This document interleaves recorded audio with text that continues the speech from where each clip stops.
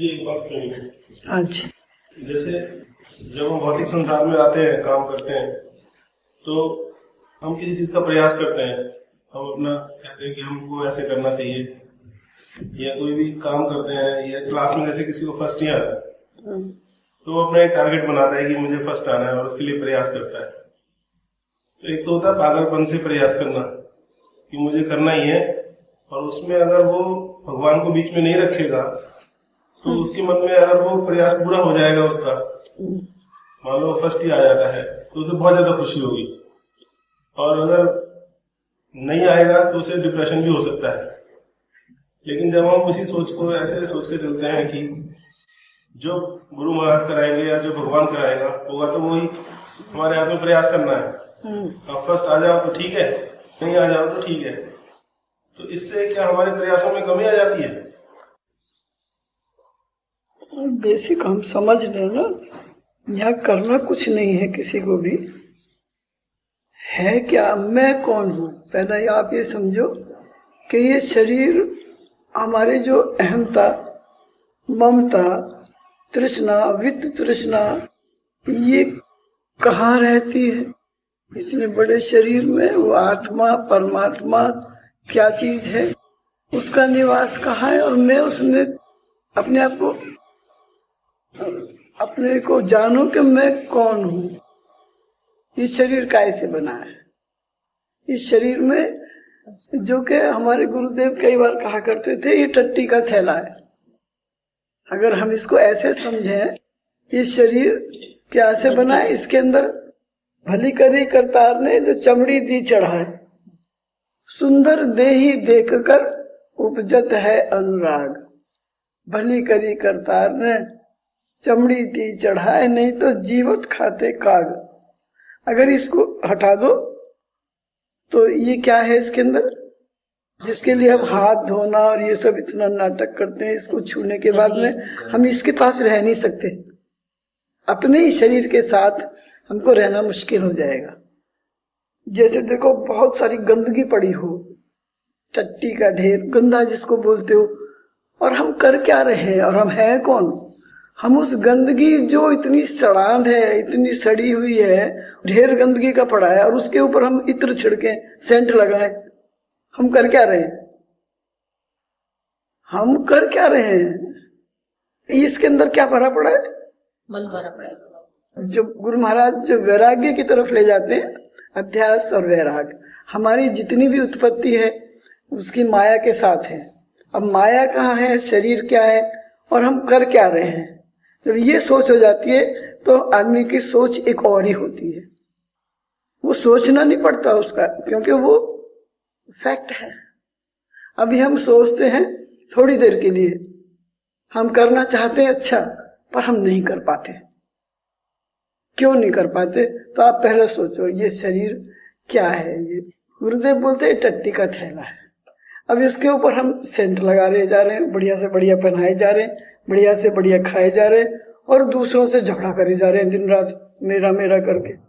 तो ये कहाँ से उत्पन्न हुआ? शरीर को मैं, अहम और ममता, दो चीज आ गई।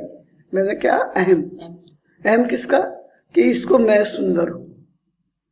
कहां से शुरुआत हुई? ईगो जब स्टार्ट होगी तो कहां से होगी? अपने आप को मानना कि मैं हूं, और मैं क्या हूं? मैं सुंदर हूं, मैं सबसे श्रेष्ठ हूं।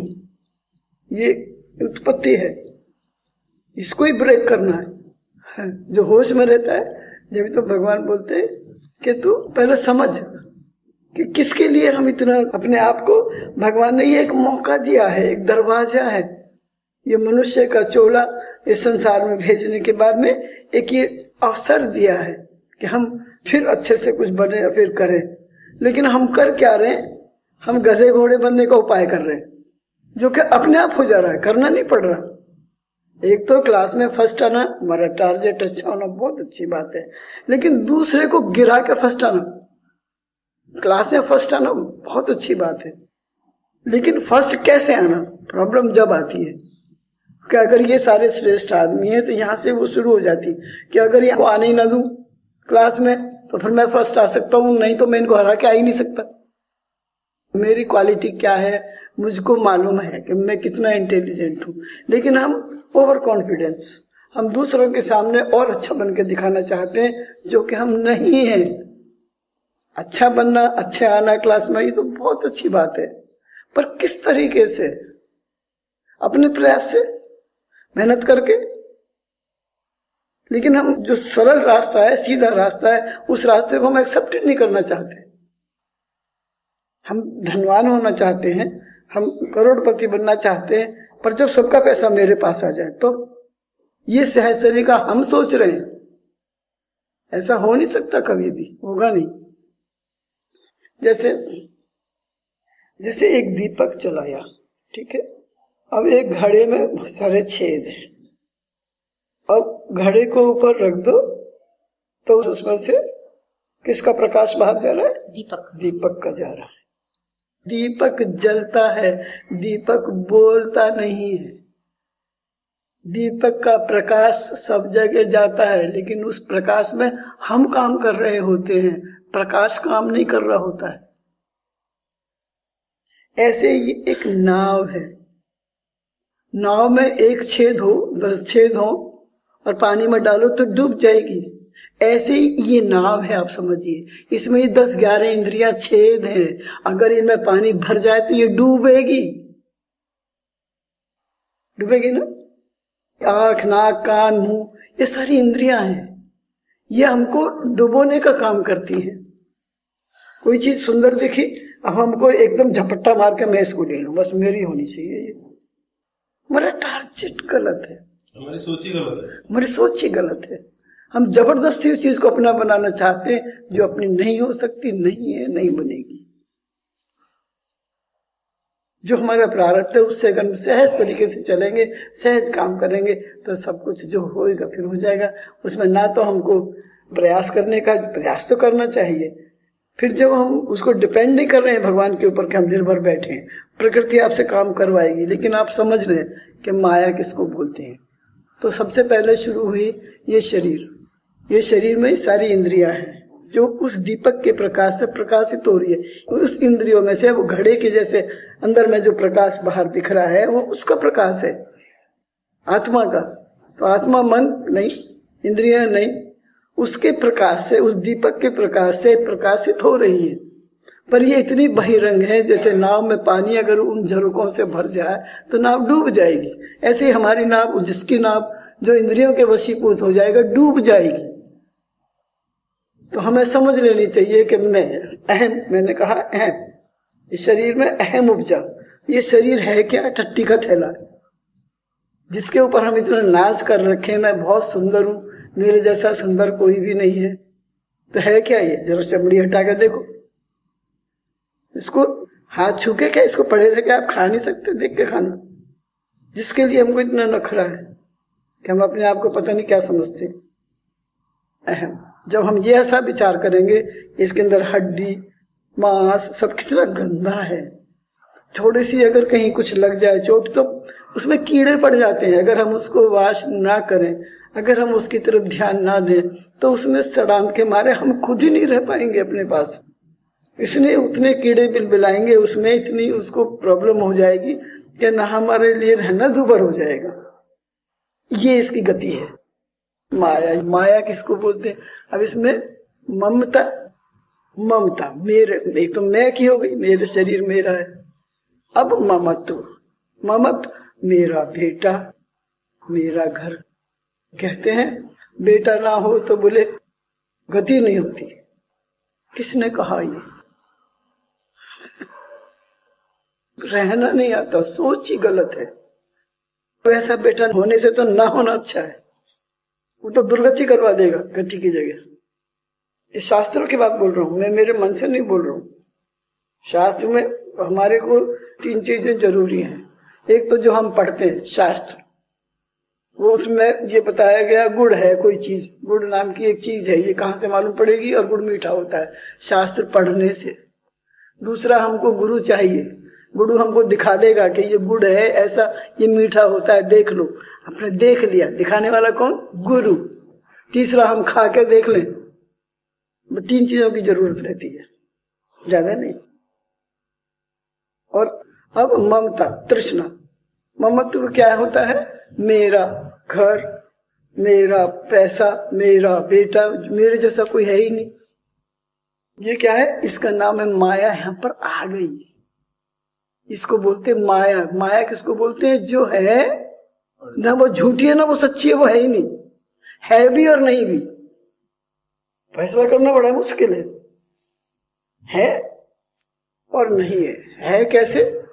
रात को आपने सपना देखा, सपना देखा, वासना, काम वासना, पति पत्नी का सुख, वो सब हमने रात में सपने में देखा था।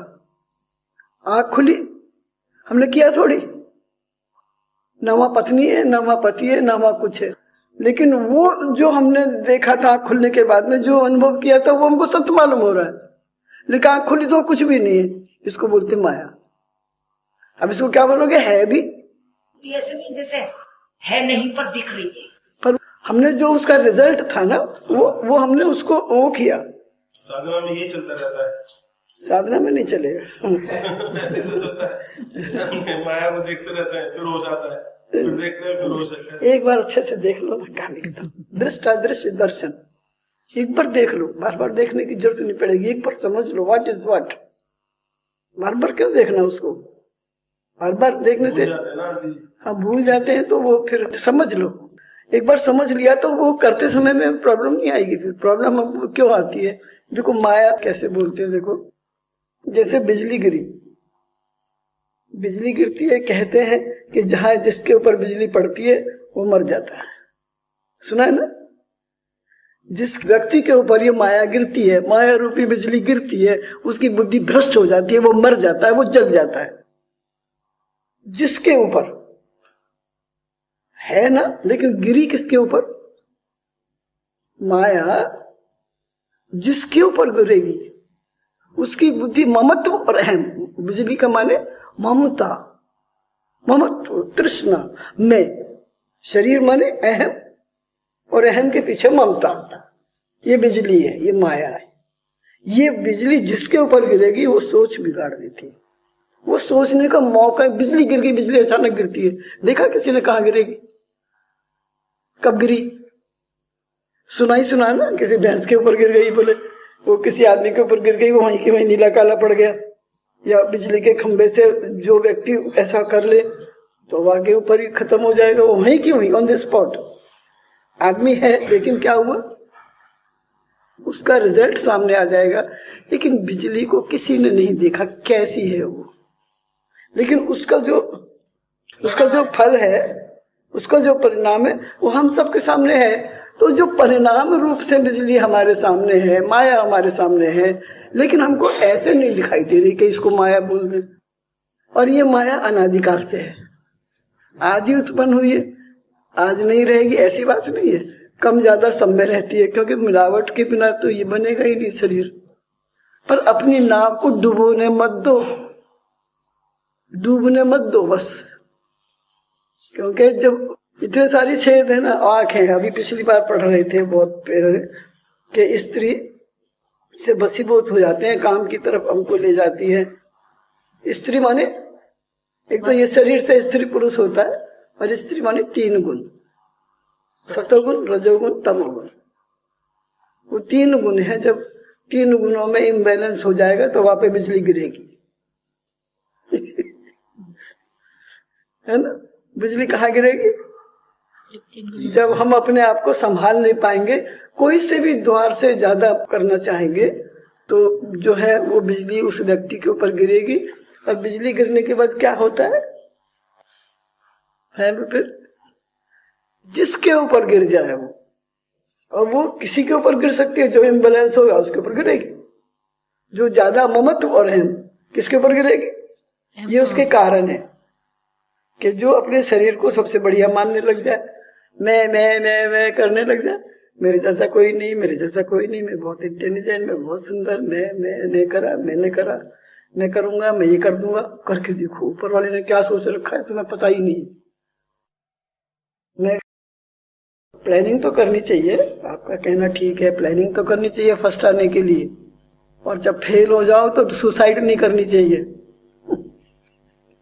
पर सुसाइड कायर लोग कर लेते हैं, वो किस पे भी विश्वास नहीं करते, ना भगवान पे करते हैं, ना अपने प्रारब्ध पे करते हैं, ना अपने पे करते हैं। क्यों करे कि मैं इन सबको मुंह क्या दिखाऊंगा, इन सबके सामने हम करोड़पति होना चाहते हैं, इन सबके सामने हम परिवार में अपना बहुत अच्छा इमेज रखना है नहीं, हम फॉल्स ईगो लेकर जब चलते हैं, हम बनना चाहते हैं, हम दूसरों को दिखाना चाहते हैं, हमारा जीवन केवल दूसरों के लिए है, वो गलत है।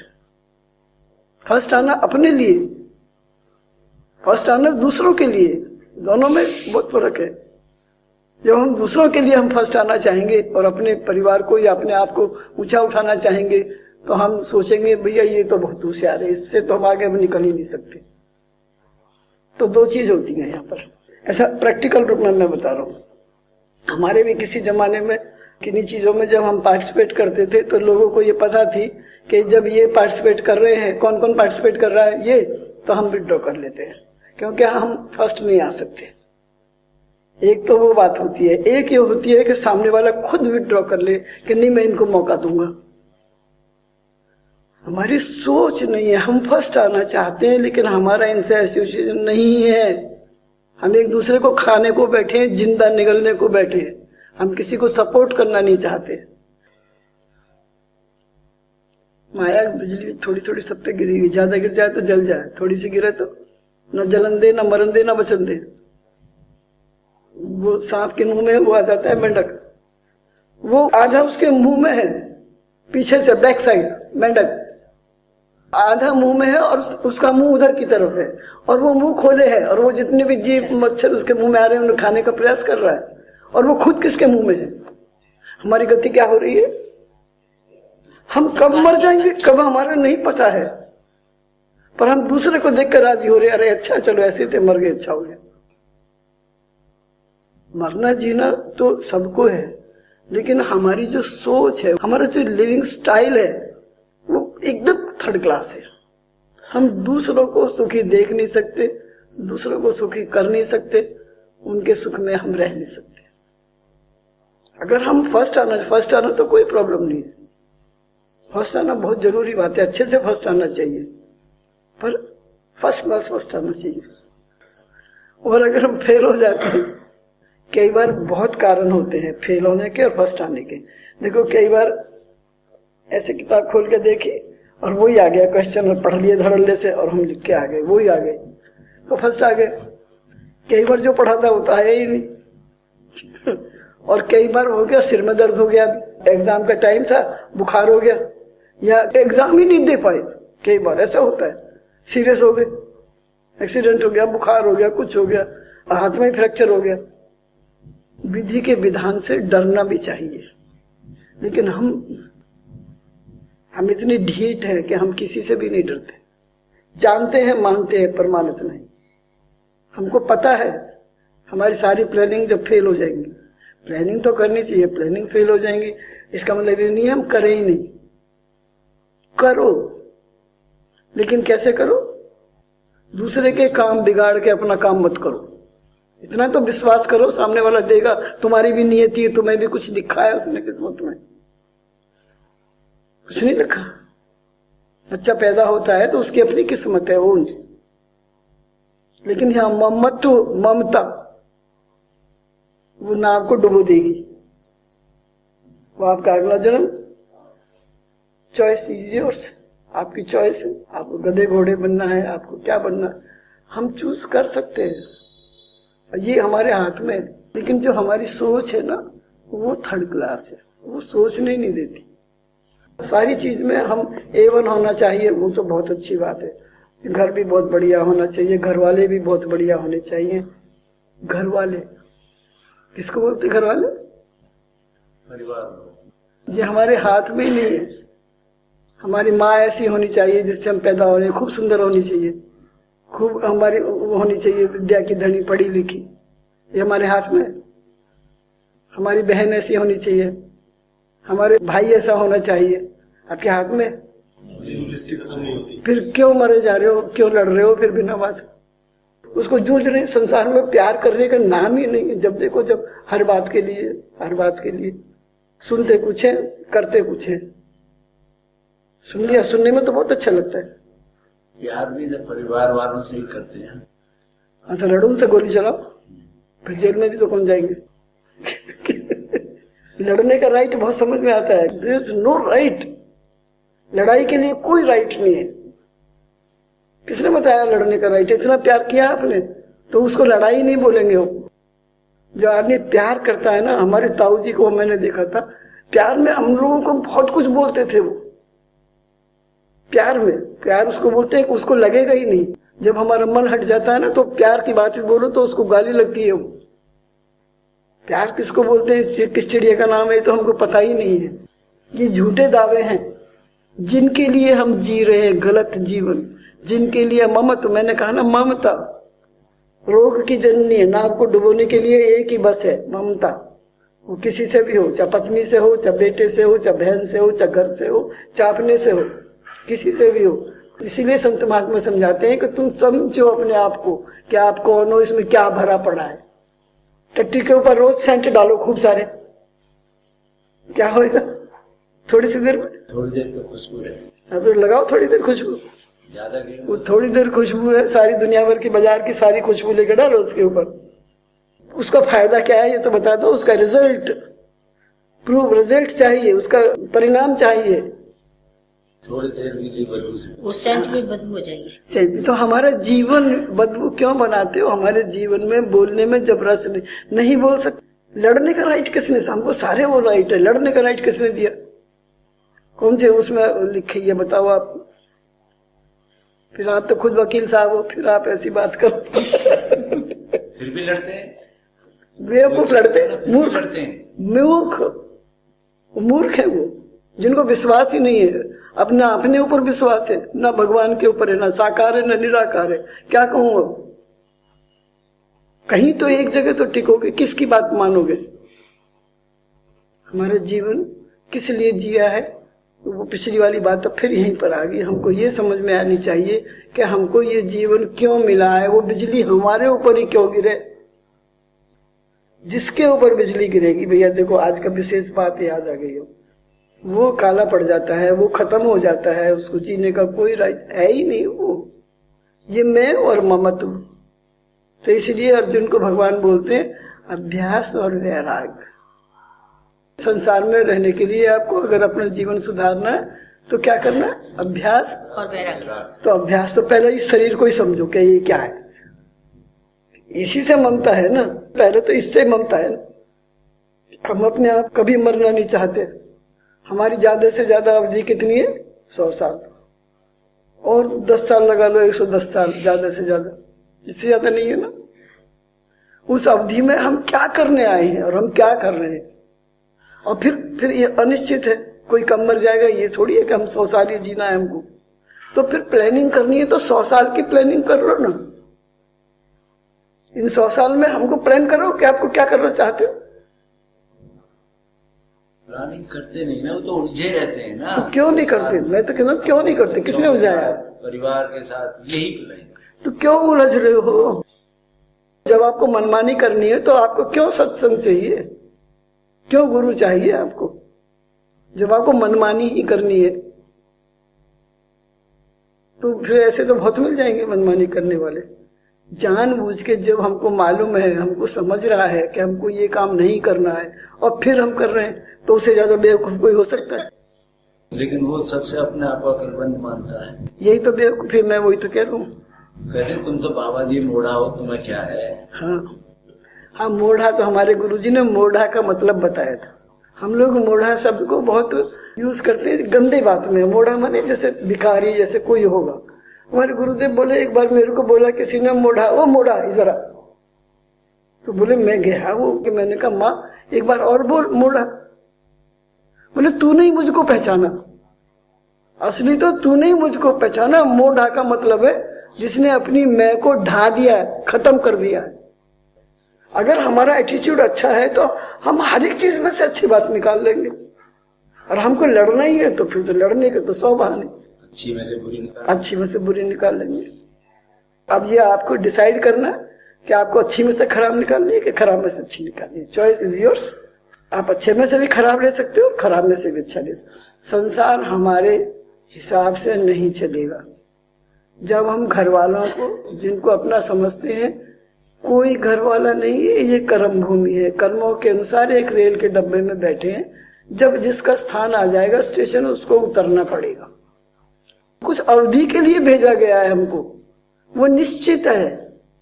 कुछ समय के लिए हमको इस संसार में भेजा गया है, वो समय निश्चित है।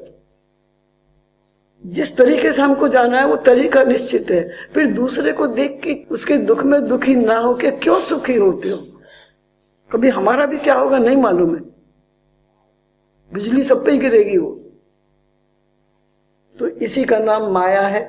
जब हम भूल जाते हैं कि जो मरा है वही मरेगा, जिसका घाटा हुआ है वही उसी का ही होना है, हमारे साथ तो कुछ नहीं होगा।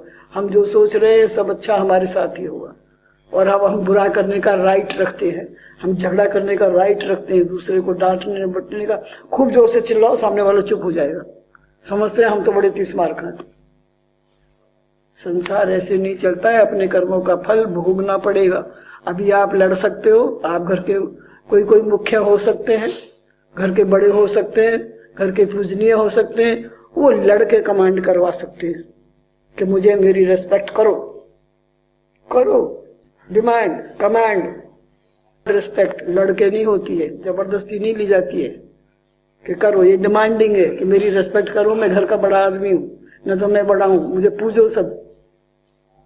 ये डिमांड है, डिमांड नहीं चलेगी, कमांड होनी चाहिए। अपने से मन होना चाहिए कि हम इस व्यक्ति को पूजे, घर वाले नहीं बाहर वाले भी। उसके लिए कौन सी प्लानिंग करोगे? कौन सी क्लास है जिसमें फर्स्ट आना चाहते हो? फिर आप एक तो स्कूल की क्लास, वो ठीक है। ये क्लासों में वो भी एक क्लास है कि हमारा ऑन दी होल बिहेवियर, हमारे जीवन का जो भी हमारा चरित्र निर्माण होता है इससे, कि हम एक जगह एक की निगाह में अच्छे हो जाएं और फिर हम दूसरा कुछ भी कर ले। ऐसा नहीं होता है। वो मैसेज सबसे मिल जाता है। ये है ना, ये हवा चलती है। तो वो जो जैसा है चरित्र है, थोड़ी सी देर तो नाटक कर लोगे आप, अपने किसी पे डिमांड कर लोगे, भाई हमको इसकी जरूरत है, बड़े आदमी है, फिर कभी काम आएंगे, चलो चुप रहो इनके आगे, चलो मत बोलो इनके आगे, चलो नमस्कार कर लो, क्योंकि ये हमारे दाता आज के दिख रहे हैं हमको। पर नियति में बहुत कुछ रहता है। भगवान से डरना चाहिए। भगवान को मानो मत मानो, मान नहीं पड़ेगा मैं बोल रहा हूं। जब ऐसी परिस्थितियां आती हैं तब आदमी चारों तरफ से, हाँ कोई चीज है ऐसी, कोई शक्ति, कोई पावर तो है जो ये सब करा रही है। तो ये माया है। माया शरीर से शुरू होती है। अपने आप को जानो, और इसी के अंदर, जैसे वो दीपक मैंने बताया ना, घड़े के नीचे जल रहा है, पर वो कहाँ है? फिर वो प्राण कोई आत्मा नहीं, मन कोई आत्मा नहीं। उसको जानने का प्रयास करो। अगर कुछ करना है तो, प्लानिंग करनी है तो उसको जानने का प्रयास करो। कैसा है वो, मैं कैसे देखूं, कब देखूं, कौन दिखा सकता है मेरे को? लेकिन क्यों नहीं देख पाते फिर? बोलो बेटा, हम निडर हैं। प्रत्येक व्यक्ति अपने घर का मालिक है, होना चाहिए, बहुत अच्छी बात है।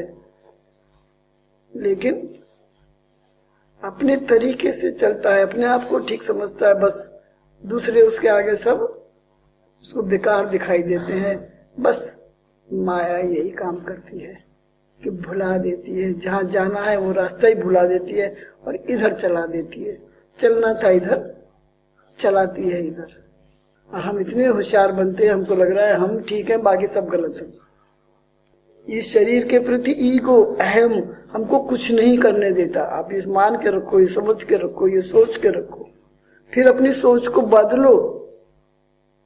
कुछ हमारे पिछले जन्म का प्रारब्ध भी है जो कि इतना प्रबल हो जाता है, वो बिजली माया के जैसे गिर जाती है अपने ऊपर।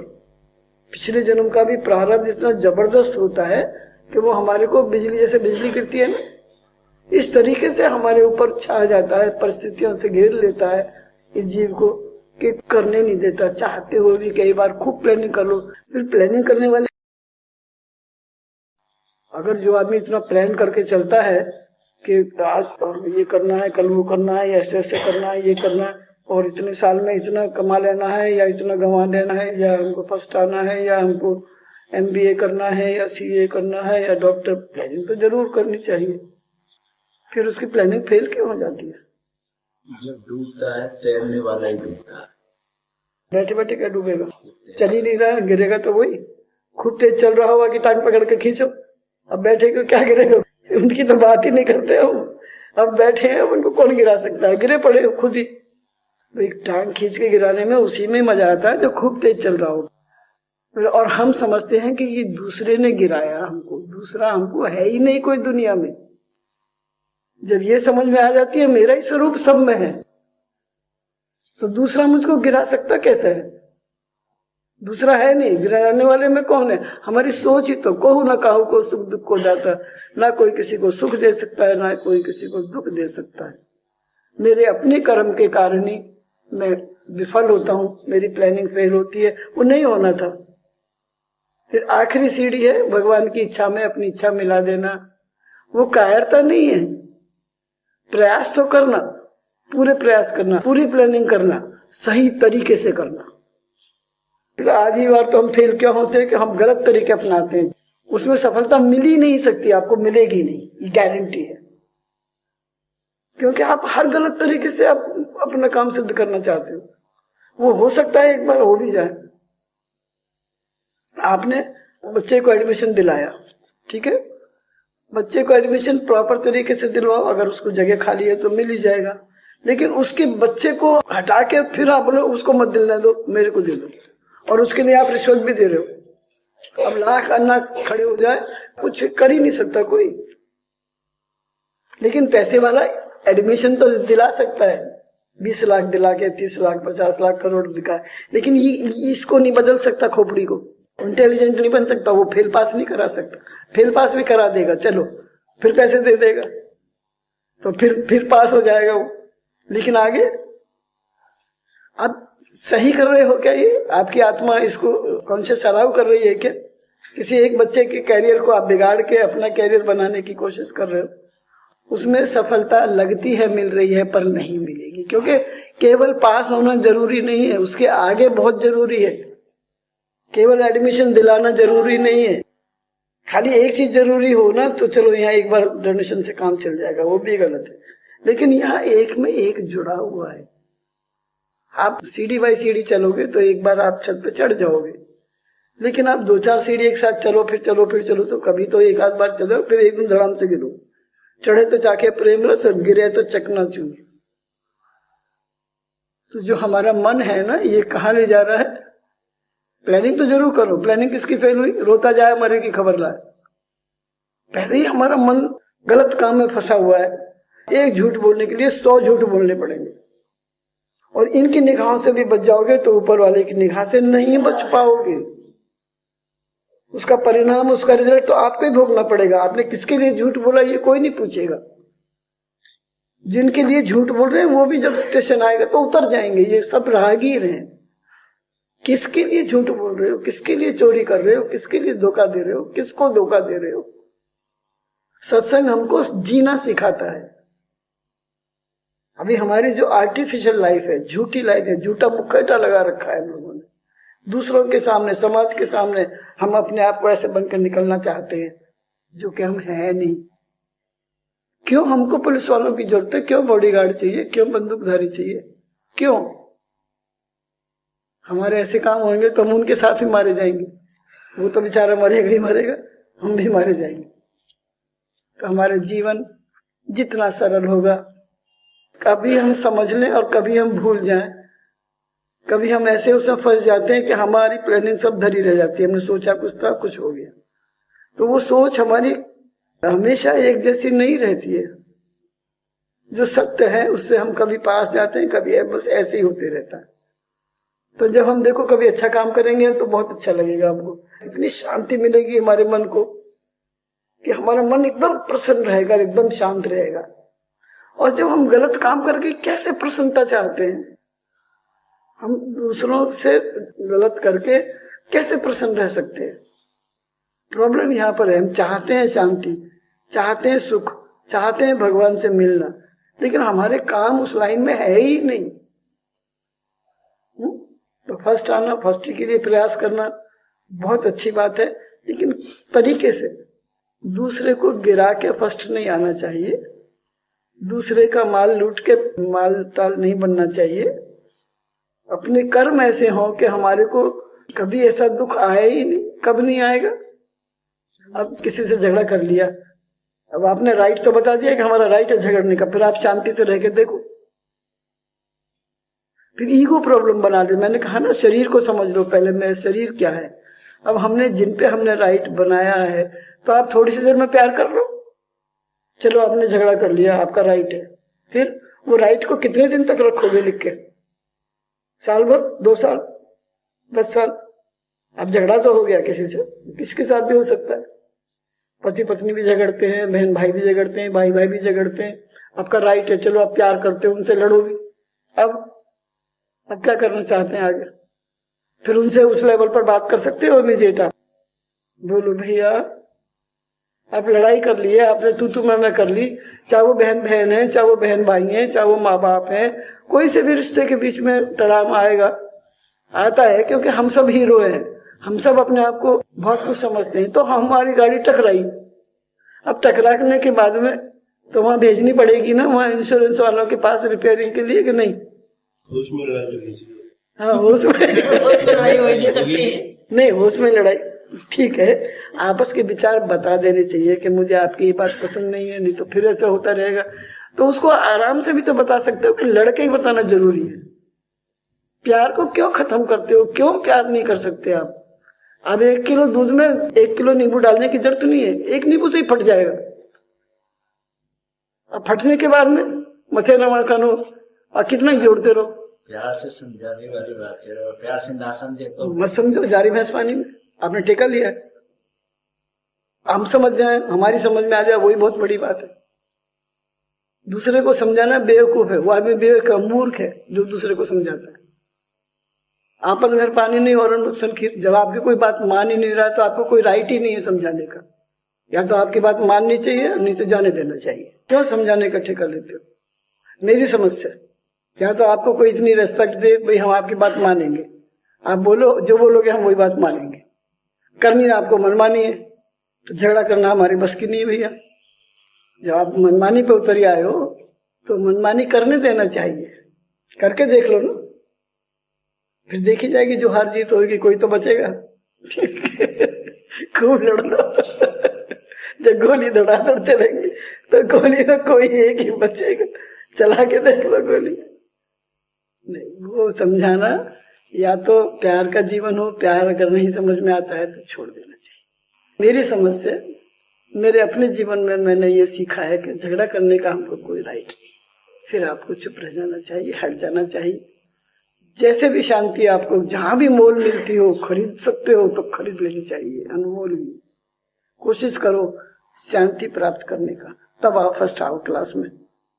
तब तेरी हार भी मेरी जीत है, मेरी हार भी मेरी जीत है। फिर हार के भी मजा आता है, जीतने में ही मजा आता है, ऐसी बात नहीं है। फिर हार के भी मजा है। वो हारा वो फिर अच्छा लगता है, मैं तो हार नहीं था, मुझको तो हारने में ही मजा आया, मैं जीतने की बात ही नहीं करता। फिर दूसरे सारे जीत जाए, केवल मैं एक हार जाऊं तो मुझे उसमें मजा आया, अच्छा लगता है मेरे को। ऐसी मेंटेलिटी, ऐसा एटीट्यूड। अपने को सब में देखो, उस परमात्मा को सब में देखो, तो वो सारे जीत गए और एक मैं हार गया तो क्या हो गया उसमें? भगवान राम और जब लक्ष्मण खेलते थे ना, तो जानबूझ के हार जाते थे और खुश होते थे, देख मैं हार गया। ये भी तो एक एटीट्यूड है, जानबूझ के हारते थे उसको खुश करने के लिए कि मैं देख तू जीत गया, मैं हार गया। अभी तो हम झूठ झूठ भी नहीं हार सकते। राम और भरत का प्यार, जरा घर में एक दिन रह के तो देखो, एक दिन राम बन के रहे, सोचो एक दिन कि मैं आज राम हूं, सोचो एक दिन आज मैं भरत का पार्ट प्ले करूंगा, पार्ट प्ले करो घर में, नो प्रॉब्लम। बन जाओ सीता एक दिन, बन जाओ राम एक दिन तो बन के देखो। दोनों चाहिए ना, राम भी चाहिए और भरत भी चाहिए। हाँ, तो भरत तो अपने आप आ जाएगा, राम तो हो पहले। हारने के लिए तैयार तो हारने के लिए तैयार हो, भरत तो बहुत सारे भेज दूंगा, जब तो एक ही था। एक दिन पार्ट प्ले करो। आज सोचो मैं आज मुझे द्रौपदी ने कर देखो है? एक एक पार्ट किसी दिन बन के देखो कि आज मैं वो हूं। फिर आप देखो जीने का मजा। एक दिन एक संकल्प करो कि राम ने उस दिन क्या किया था, मैं आज वो करूंगा। तो राम जब वनवास गए, कितने निषाद और कितने भील कौल कराल सारे उनके दर्शन को उमड़ पड़े, जिन्होंने केवल नाम सुना था कि राम कोई है, देखा नहीं था। जो जहां थे वैसे ही हम देखेंगे राम आज हमारे मन में, आज राम आए, आज राम आए, हम दर्शन करेंगे। मैं कहता हूं एक दिन तो बन के देखो। अब लड़ने वालों की कौन दर्शन करेगा? जो रोज गाली देते रहे, रोज लड़ते रहे, रोज भिड़ते रहे, वहां के दर्शन करने कौन आएगा भाग के? और मुंह और फेर लेंगे, बोले एक दिन तो बन जाओ। राम का केवल नाम सुना था। बोलते हैं रामायण में कि जो राक्षस लोग भी थे, जो ऐसे अनभिज्ञ थे, पढ़े लिखे भी नहीं थे, मूर्ख थे, जिनको मूर्ख बोलते थे, वो सब उनके दर्शन के लिए निकल आए। रात भर उसने पहरा लगाया, भगवान को कोई तकलीफ नहीं होनी चाहिए, मालूम भी नहीं पड़ना चाहिए, केवट रो रहा था। ये वही राम है क्या? अपने घर में जो ऐसे सोते थे, ये आज नीचे सो रहे, इनके कोई वो परेशानी नहीं है चेहरे पे, ऐसा लग रहा है आज भी यहीं सो रहे। लक्ष्मण बता रहा है ये ऐसे ही, वहां भी ऐसे ही रहते थे। आज जमीन पर सो रहे तब भी ऐसे, महल में सो रहे थे तब भी वैसे ही है। हमारी प्रॉब्लम क्यों आती है? हम जमीन में सोने लायक तो अभी है, तो महल के सपने देखते हैं। This is the problem. हमारे सपने ही पूरे नहीं होने पाते। एक सपना पूरा हुआ, दूसरे और, दूसरा हुआ, तीसरा और। उस सपनों को पूरा करने में जिंदगी तमाम हो गई, और वो भी गलत तरीके से। तो जो हमारे पास है उसको भी हम यूज नहीं कर पा रहे। जितना हमारे पास है उसका हम लायक नहीं है, तो भी भगवान ने हमको इतना दिया है, उसी को हम अगर खाने दें किसी को तो बहुत है। लेकिन हमको और ही खत्म नहीं होती। वो कितनी और हो जाए तब पता नहीं, उसकी कहीं लिमिट, नो लिमिट। बहुत दिया देने वाले, पर समझ में नहीं आती ना। आंचल ही न समाये तक। अब तो आंचल भी छोटे हो गए, फिर पता नहीं, वो दिखता नहीं है वो आंचल वो तो रहे नहीं। पर खैर, ये सारी बातें हैं। हमारे को ये समझ में आ जाना चाहिए कि हमारा शरीर क्या है और इसमें रोग की जड़ क्या है। हमारा शरीर क्या है? ये टट्टी का थैला है, और इसके अंदर वो परमात्मा का भी निवास है। देखो इसी के अंदर जल रहा है वो दीपक, और अपनी नाव को डूबना नहीं देना चाहिए। हम इस संसार में इसलिए नहीं आए कि डूब के जाएं।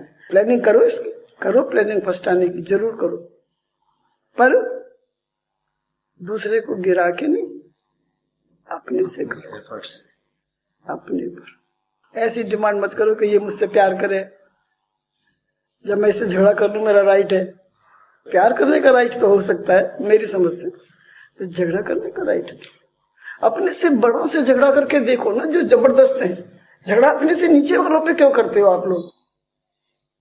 जब भी झगड़ा होता है ना, हम सोचते हैं ये हमसे नीचे कमजोर है, झगड़ लो इससे, कुछ नहीं कह सकता है, कुछ नहीं कर सकता है।